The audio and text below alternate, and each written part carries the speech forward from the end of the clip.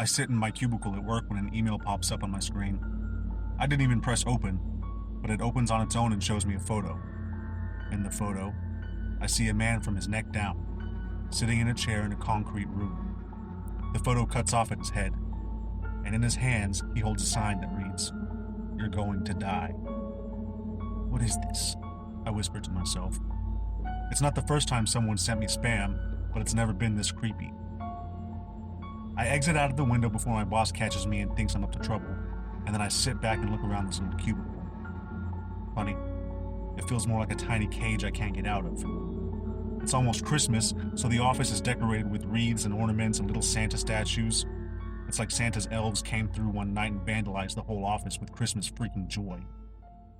I shut my eyes and I listen and hear my coworkers murmuring around the office.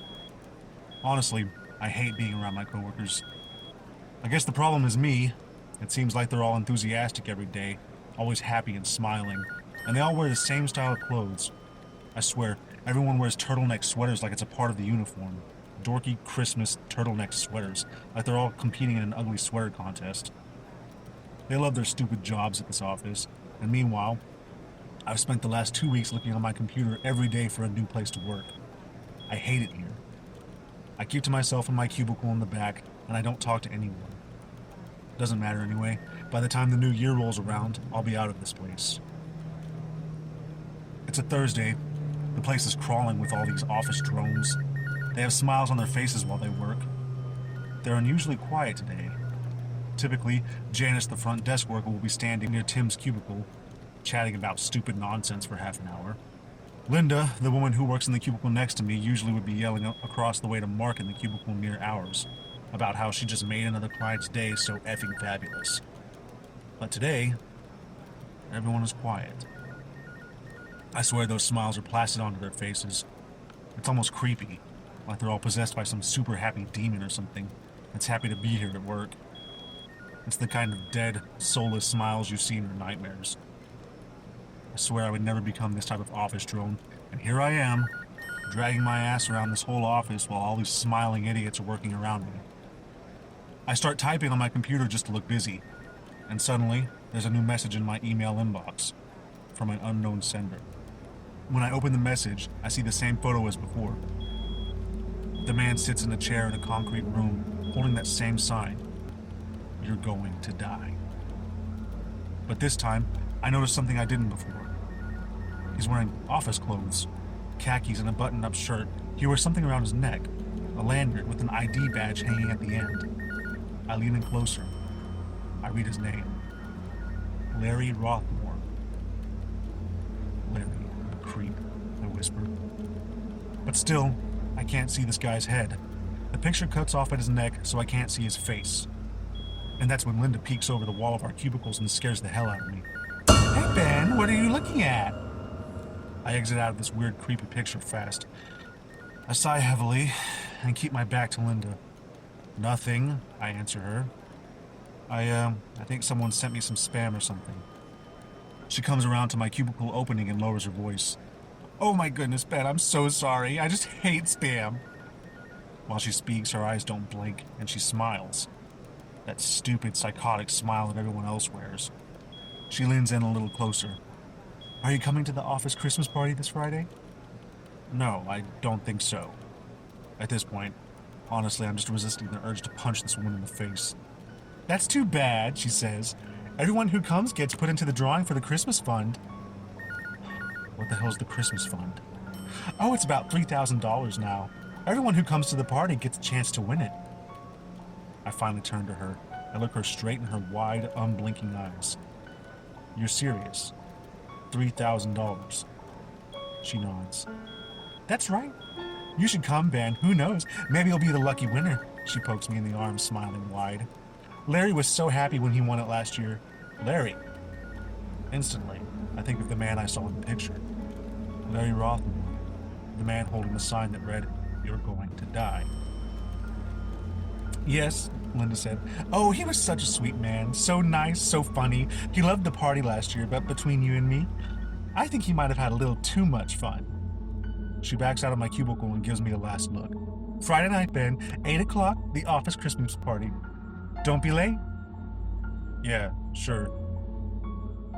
Honestly, going to a Christmas party with all these smiling idiots here at the office is the last thing I want to do. But if there's $3,000 on the line, I think I can bear an hour or two with them. I'll just get drunk and keep to myself, the way I usually act at parties anyway. 8 o'clock. I left my crappy apartment and dragged myself all the way across town back to the office. I can't believe I'm actually doing this, I mutter as I walk through the glass doors at that front of the building. I walk down the hallway towards the office full of cubicles that I hate. I'm so deep in thoughts of my own misery that I don't even notice that I haven't seen another person in the building. I stop just before the doorway to that sea of cubicles. No one. I don't see a single person anywhere. The decorations are all up. Red and green balls hanging from the ceiling, wreaths hung on the doors. I even see some mistletoe hanging just over the doorway to the office. But the lights are off. I can only see all of this because of the light coming in from the empty hallway. What the hell? I whisper to myself. Was this some sort of joke? I take a last look down the hallway. I stand still and quiet, and I wait.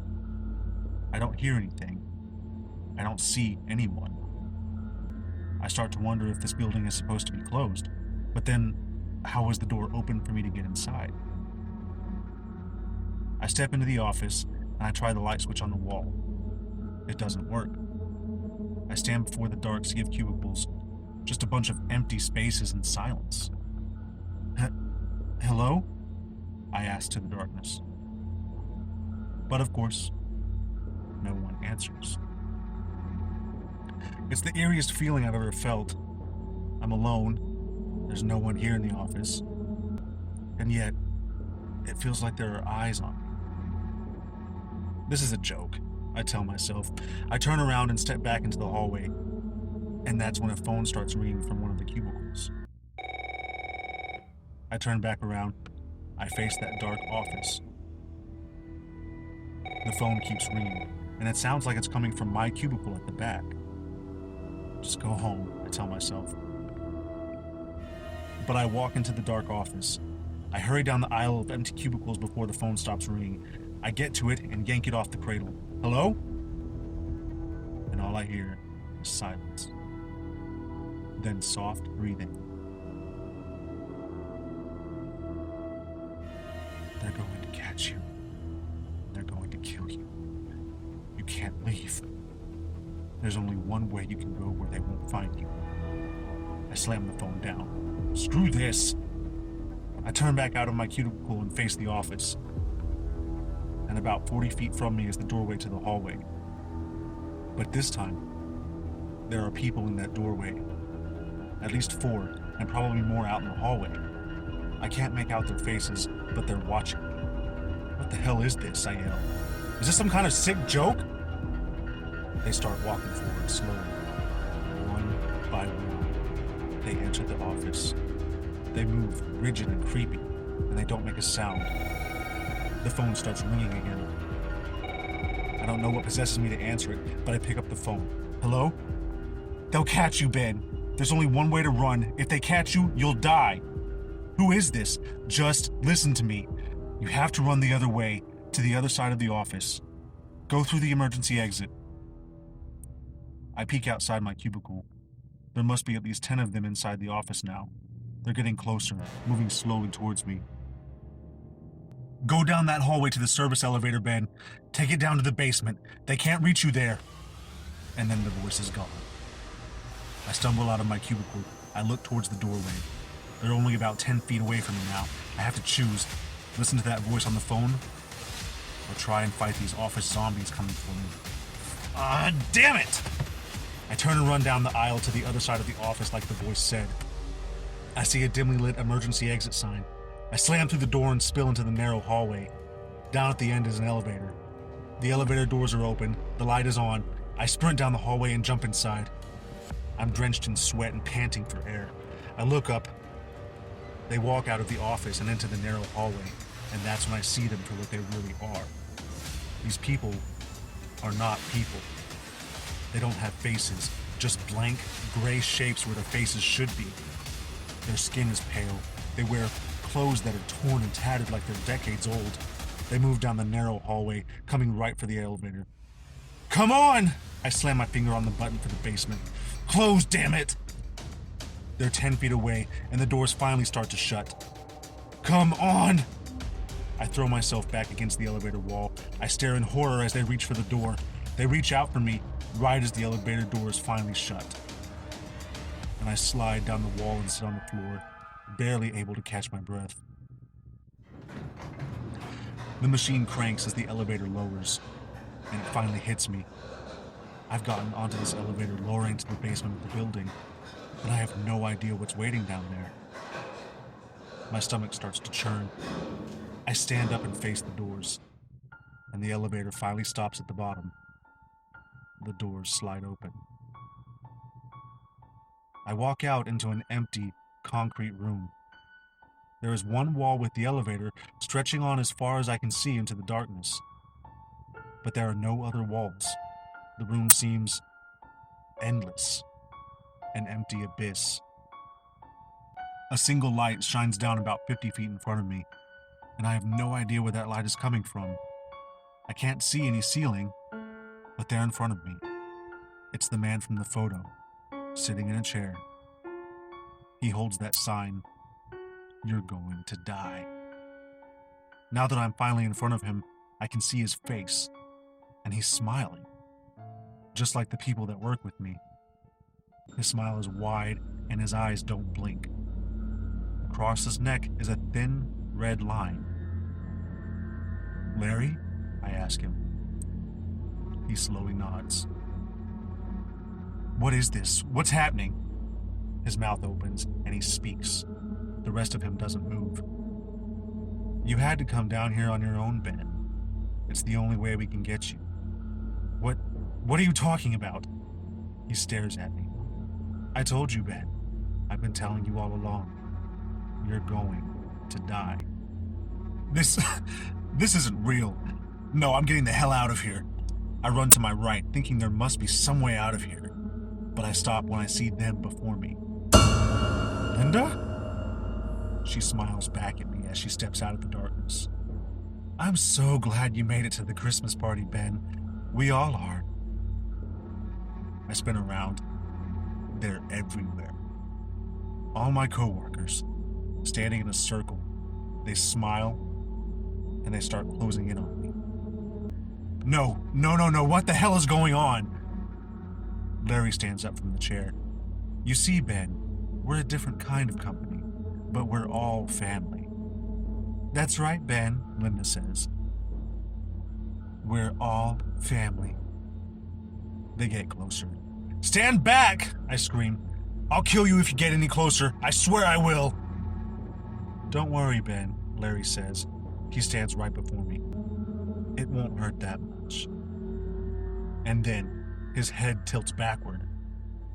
That isn't a red line in his neck. It's a slash. His head rolls off his body and falls to the floor. His face keeps smiling, his eyes looking up at me. I scream out in terror, and all around me, all of my coworkers, all of their heads, still smiling. They roll off their bodies, leaving their severed necks exposed. All of their heads still smile, and they all watch me from the floor. Their bodies remain standing, and they surround me, reaching out to me. They grab me, and the light fades away.